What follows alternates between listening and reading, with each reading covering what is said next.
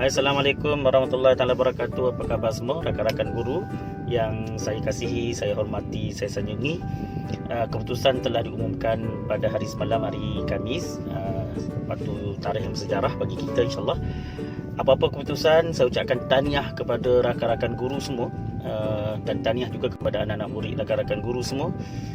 Guru-guru, sahabat-sahabat guru, anak-anak murid sekalian telah berusaha sedaya upaya yang semaksimum mungkin. Saya yakin banyak pengorbanan, banyak jerih perih, banyak kesusahan, pengorbanan duit, tenaga, masa dan sebagainya telah diberikan sepenuhnya all out untuk 2019, dan keputusan telah kita dapat semalam, kan? Jadi apa-apa keputusan, pertama sekali kita terima dengan redha, dan itulah sebenarnya yang Allah tetapkan pada kita. Dan ada benda dalam hidup ini yang kita boleh kontrol dan kita tidak boleh kontrol. Antaranya bila kita bercakap tentang rizak ni, apa yang kita boleh kontrol ialah strategi kita, usaha kita, plan kita, kan? Program yang kita aturkan, pengajaran kita. Tapi benda yang kita tak boleh kontrol adalah keputusan. Keputusan ini adalah hak milik mutlak Allah SWT. Jadi kita kena menerima, pertama sekali kena menerima supaya hati kita tenang, hati kita bahagia, dan kita tak nak stres, kita tak nak putus asa, kita tak nak mati berjuang sebelum kita mencapai kemenangan yang paling maksimum lah, insyaAllah. Kenapa saya buat video ini? Sebab saya banyak menerima mesej-mesej daripada rakan-rakan guru. Mereka kata sedih dengan keputusan yang telah mereka dapat, kan? Ada tak kurang ada yang mereka gembira, mereka happy, ya? Sebab telah lama sangat dah tak dapat kejayaan, tiba-tiba tahun ni dapat kejayaan. Ada mereka yang kali ini tahun yang ketiga jatuh berturut-turut. Ada juga yang tahun lepas naik cantik, kemudian tahun ni jatuh, kan? Macam-macam lah, macam-macam.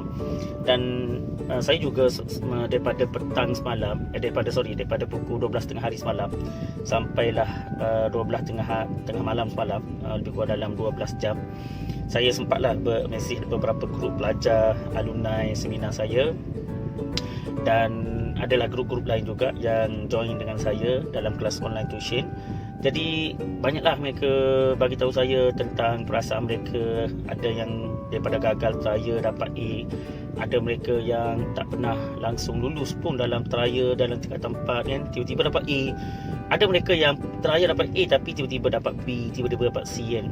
Dan mereka juga mengadu bahawa cikgu-cikgu ada juga, guru-guru mereka ada juga yang marah, kan?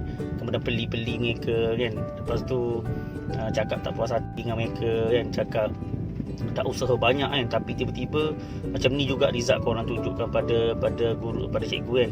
So sebenarnya benda-benda ni agak kurang bagus lah, kan? Sebab kita boleh bersedih, kita boleh berduka cita, tetapi kita jangan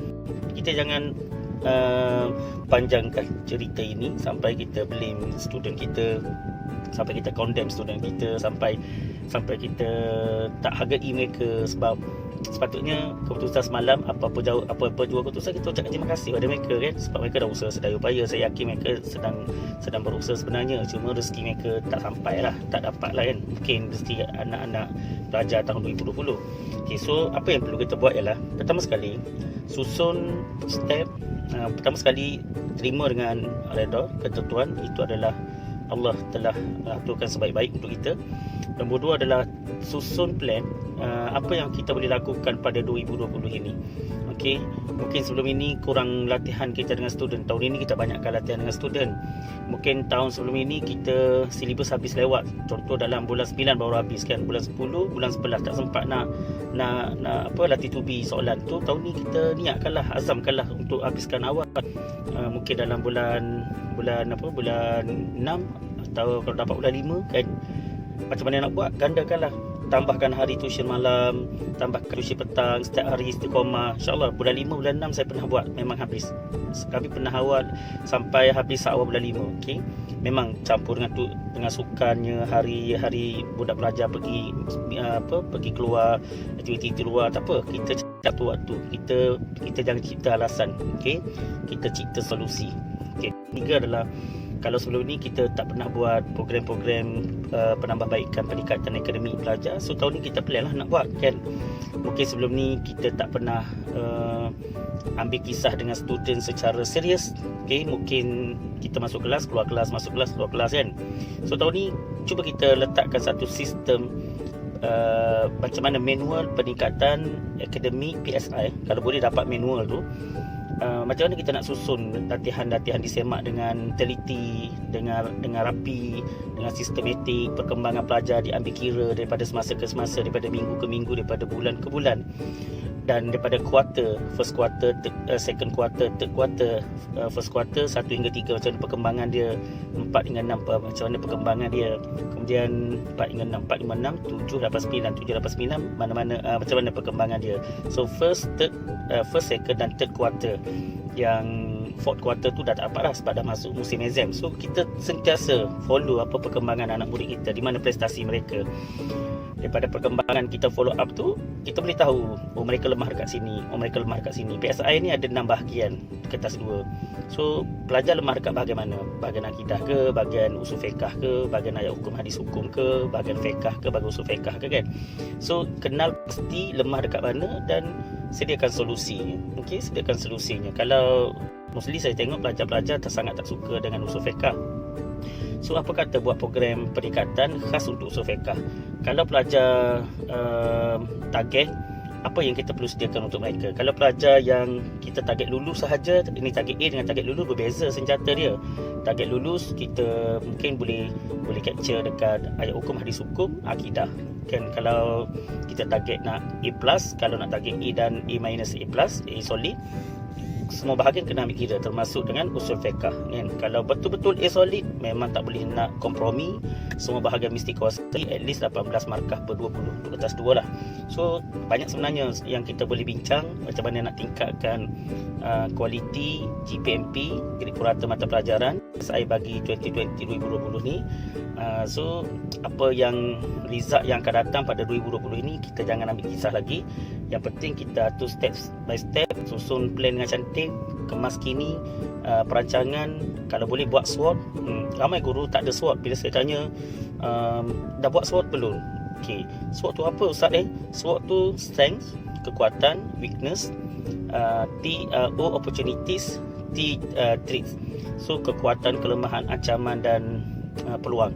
So perkara-perkara ni kita kena ambil kira. Sebab SWOT ni jabatan dalam apa-apa semua dalam kehidupan kita pun, kalau boleh ada SWOT. SWOT ni kita akan kenal pasti kekuatan kita, kelemahan kita, apa ancaman kita, apa peluang yang kita boleh dapat. So daripada SWOT ini kita balik dan kita jumpa student, and then kita akan aturkan rangka strategi yang cantik untuk 2020. So pelajar, guru-guru sekalian, saya macam saya sebut dalam grup, saya akan lancarkan program khas untuk guru. Tahun ini kali terakhir saya buat 2017 tak silap, dan alhamdulillah daripada 2017 tu banyak peningkatan GPMP yang sekolah-sekolah terima, yang mereka laporkan pada saya gembira dengan program tersebut. GPMP meningkat. Jadi 2018-2019 saya tak buat, 2 tahun saya tak buat untuk guru. Daripada 2 tahun tu ramailah guru minta untuk buat program. Jadi 2020 ni saya ingat saya nak buat lagi, saya nak buat kembali. Cuma fokuskan kepada dua matlamat. Pertama, macam mana kita nak cipta dream board ataupun matlamat papan impian kita. Apakah GPMP yang kita target tahun ini, apakah yang kita impikan tahun ini. Kemudian lagi apa, kita nak cipta juga kita nak capai juga beberapa teknik untuk kita belajar dalam khusus tersebut, dan kita balik kita ajar anak murid kita teknik ingat pantas, ada caranya. Teknik tak nak mudah hilang apa cikgu ajar, ada caranya. Teknik nota efektif, ada caranya. Teknik install ni maksudnya pasang, anak murid dengar pengajaran guru dalam kelas dan anak murid terus install, buat kaedah installing dekat bahagian badan kita dan bahagian contoh kereta ke, tak kisahlah apa-apa objek. Benda tu saya nak urai panjang di sini agak mustahil. Apa kata kalau kita jumpa dalam program bengkel khas, saya akan root tour kepada negeri-negeri. Kita akan bermula dengan KL dulu insyaAllah. Nanti saya berhubung dengan guru-guru yang berkenaan dan kita akan buat program ini. Matlamat kita habis program, guru-guru balik dekat sekolah masing-masing dan guru-guru terus jumpa student dan buat exactly A sampai Z apa yang kita belajar dalam bengkel. Kalau kena buat dreamboard, kena buat dreamboard. Kalau kena buat SWOT, kena buat SWOT. Kalau kena buat targeting, kena buat targeting, sebagainya. Okay? Dan saya janji saya akan follow semua guru-guru yang datang seminar ni, datang kursus ini. Kita akan tengok perkembangan daripada semasa ke semasa. Kita akan follow bulan by bulan, kita akan follow quarter by quarter. Alright. So jangan bersedih. Hargailah kesyukuran yang Allah berikan kepada kita. Ada pelajar yang tak pernah dapat A, pernah dapat A. Ada pelajar yang kita sangkakan gagal, dia dapat lulus. Ada yang kita lama tak dapat A dalam sejarah sekolah, tiba-tiba dapat A. Ada yang tak pernah capai A+, tiba-tiba Allah bagi A+ tahun ni. Ada kenaik, dalam keadaan orang lain jatuh, kita naik sedikit. Dalam keadaan orang lain jatuh, kita boleh naik sampai 4 tahun berturut-turut. Walaupun apa-apa saja yang kita dapat, itu sebenarnya nikmat yang perlu kita syukuri. Buat apa kita nak stres? Buat apa kita nak sedih? Buat apa kita nak blame student kita? So ini yang kita perlu kuasai diri kita, kuasai culture, kuasai sekeliling kita, circle kita, dan kuasai roadmap perjalanan kita bagi 2020 ini. So biasa akhir tahun ni insya-Allah kita doakan yang terbaik. Buat apa saja selagi mana Allah bagi nyawa dan kekuatan jiwa dan raga pada kita. Saya Nik Effendi Muhammad daripada Impact Consultant bersedia untuk tolong guru-guru semua daripada aspek apa yang guru-guru perlukan. Nanti kita akan sembang banyak lagi lah dalam program yang kita akan jumpa dalam Road Tour dengan guru-guru saya sebelum Isya.